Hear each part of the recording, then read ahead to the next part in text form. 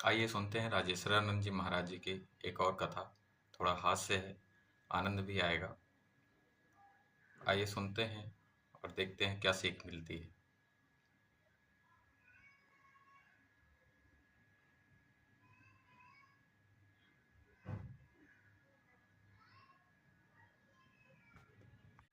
आइए सुनते हैं राजेश्वरानंद जी महाराज जी की। एक गुरुजी ने एक चेला बनाया। हास्य है, चेले भी बड़े अद्भुत होते हैं। आइए सुनते हैं। सो बड़ी नम्रता से गुरुदेव बैठा पास में था। तब तक गुरुजी ने कहा कि बेटा पानी बरस रहा है, गाय को बंधन से मुक्त करो, दूसरी जगह बांध। चेला बैठे बैठे बोला गुरुजी जो स्वयं बंधन में पड़ा हो वो क्या किसी को बंधन से मुक्त कर सकता है? क्षमा करें गुरुदेव, ये मुझसे नहीं हो सकता। बंधन से मुक्त करना तो आपका काम है गुरुदेव। गुरुजी भी समझ गए कि चेला नहीं गुरु वही मिला है। आइए सुनते हैं और देखते हैं क्या सीख मिलती है। अब गुरुजी ने कहा चेले से विवाद कौन करे, चलो। गुरुजी गए, गाय को की रस्सी खोलकर उसको दूसरी जगह छाया में बांध दिया। आइए सुनते हैं राजेश्वरानंद। थोड़ी देर में गुरुजी फिर बोले बच्चा बाहर जाके देख पानी बरस रहा है कि बंद हो गया है। चेला बोला गुरुदेव ये बिल्ली आपके पास बैठी है, बाहर से ही आई है। आप तो इसके शरीर पर हाथ घुमाओ, शरीर गीला हो तो समझ लो पानी बरस रहा है, और शरीर सूखा हो तो समझ लो पानी बरसना बंद। आइए सुनते हैं राजेश्वरानंद जी महाराज जी की एक और कथा। गुरुजी फिर भी चुप रहे। अब रात को गुरुदेव को नींद ना आए, वो दिया जल रहा था। बोले बेटा ये दिया बुझा दे। चेला बोला गुरुदेव अब रजाई में घुस गए, अब कौन निकले बाहर। आप तो एक काम करो, क्या रामायण की बात याद करो, मुंह दिए नैन कतों को नहीं। आप तो आंख बंद कर लो, दिया को बुझाई समझो।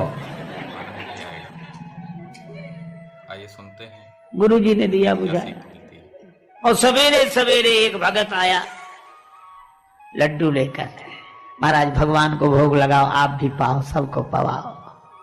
गुरुजी ने भगवान को भोग लगाया, बाल भोग लेकर बोले बच्चा प्रसाद लेगा। तो दौड़ा दौड़ा आया, बोले गुरुदेव मैंने आपकी तीन तीन आज्ञाएं नहीं मानी है, चौथी भी नहीं मानूंगा तो घोर पाप लगेगा। ये तो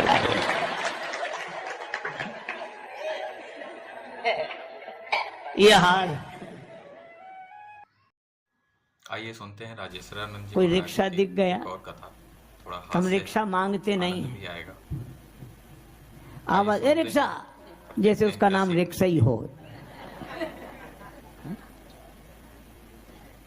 एक आदमी ने तो हद कर दी, रिक्शे वाले से बोला रिक्शा। हाँ साहब रेल स्टेशन जाओगे? बोले हाँ जाएंगे। तो बोले जाओ। महाराज जी की एक और कथा थोड़ा हास्य है, आनंद भी आएगा। दो आदमी एक रिक्शे पर 2 घंटे बैठे, उतर कर उसे अठन्नी दे दी। रिक्शे वाले ने हाथ जोड़कर कहा कि भैया ये तो कम है। दूसरा क्या कहते कम है, आइए सुनते हैं राजेश्वरानंद जी। अपना मकान लिख दें तुम्हारे नाम, थोड़ा हास्य है, जमीन लिख दें, भी आएगा। बड़े कम। आइए सुनते दूसरा क्या कहता इसके मुंह मत लगो, इन लोगों को मुंह मत लगा करो, ये छोटे लोग हैं। चलो ये हमारा व्यवहार है और भगवान राम का व्यवहार। आज्ञा नहीं दी, नाव मांगी, मांगी नाव। हे केवट अपनी नाव ले आओ, हमें पार कर दो। और नाव जब मांगी तो केवट के आंखों में आंसू आ गए।